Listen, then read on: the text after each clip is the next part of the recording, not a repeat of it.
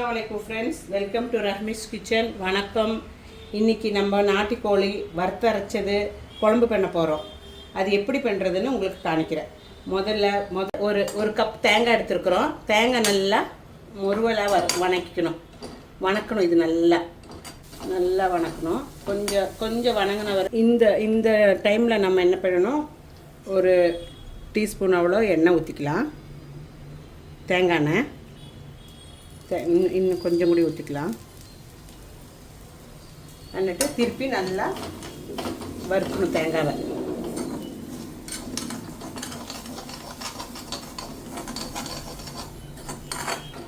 கருவேப்பிலை போட்டுக்கலாம். கருவேப்பிலை கொஞ்சம் மொரியிற மட்டும் வணக்கிக்கோங்க.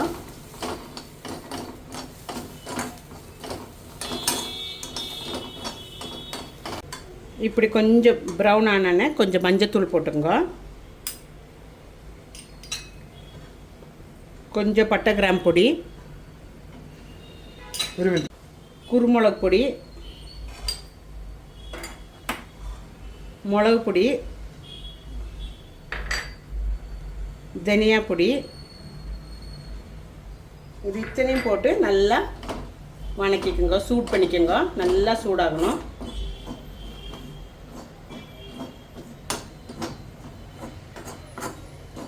பாருங்கள் ஃப்ரெண்ட்ஸ், தேங்காயும் மசாலா எல்லாம் நல்லா வறுத்தாச்சு. இது நம்ம ஆறின பிறகு மிக்சியில் போட்டு அரைச்சிக்கலாம். இப்போ ஆறுறதுக்கு நம்ம செப்பரேட்டாக எடுத்து வச்சுருவோம்.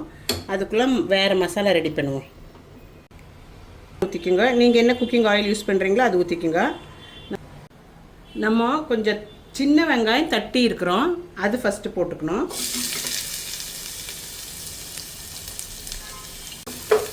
சின்ன வெங்காயம் கருவேப்பிலை போட்டுக்கோங்க.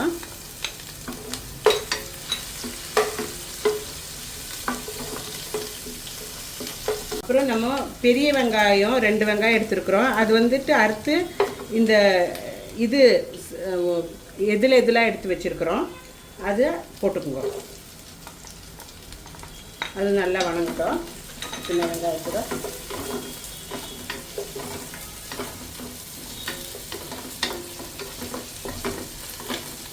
பச்சை மிளகா போட்டுக்குங்க. கொஞ்சம் வெங்காயம் வணங்கின பிறகு இஞ்சி பூண்டு பேஸ்ட் போட்டுக்கோங்க. உங்களுக்கு நான் குவான்டிட்டி எல்லாம் டிஸ்கிரிப்ஷன் பாக்ஸில் எழுதி போடுறேன். எவ்வளோ போடணும் எவ்வளோக்குன்னு டிஸ்கிரிப்ஷன் பாக்ஸில் போடுறேன். நல்லா இஞ்சி பூண்டு நல்லா வணங்கட்டும். அப்புறம் தக்காளி போட்டுக்கலாம். தக்காளி நல்லா வணங்குற வரைக்கும் வேகட்டும். நல்லா வணங்கட்டும். உப்பு போட்டுக்குங்க. சிக்கனுக்கு தேவையான உப்பு போட்டுக்குங்க.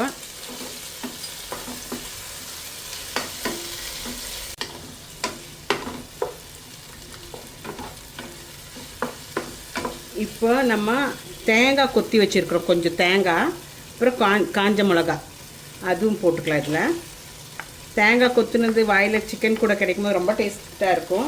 ட்ரை பண்ணுங்க, ரொம்ப நல்லாயிருக்கும். இப்போ அதுவும் போட்டு நல்லா கொஞ்சம் வணக்கிக்கலாம்.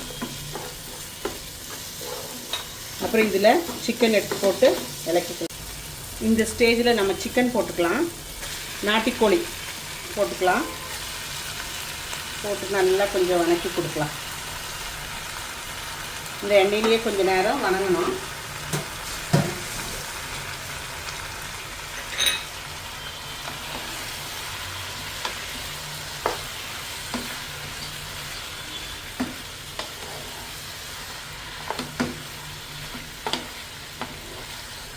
பாருங்கள் ஃப்ரெண்ட்ஸ், கொஞ்சம் நேரம் மூடி வச்சு நம்ம வேவிச்சோம். இப்போ இதில் நம்ம வந்து வறுத்தரைச்ச மசாலா இருக்குது இல்லைங்களா, அது கலந்துக்க போகிறோம். வறுத்தரைச்ச மசாலா கலந்துக்கலாம்.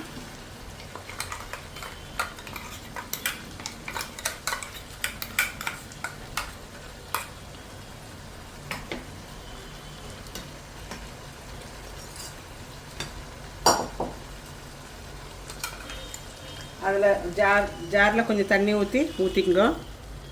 இன்னும் தண்ணி தேவைப்படும். ஒன்று ஃபஸ்ட்டு இலக்கிக்கலாம்.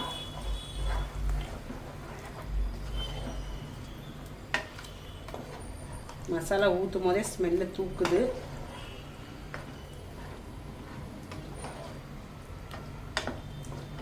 நம்ம எண்ணெய் ஊற்றிக்கலாம். ஏன்னா இது நல்ல வேவு இருக்கிற கோழி இல்லைங்களா, மூடி வச்சு வேவிச்சுக்கலாம். பாருங்கள், இது நம்ம வெந்த வரைக்கும் பார்க்கலாம். திருப்பி நல்லா மூடி வச்சுட்டு வேவிங்க. ஹலோ ஃப்ரெண்ட்ஸ், வாங்க பார்க்கலாம் நம்ம கோழி எப்படி என்ன ஆயிருக்குதுன்னு. Wow, super. பாருங்க எவ்வளோ நல்லா இருக்குது.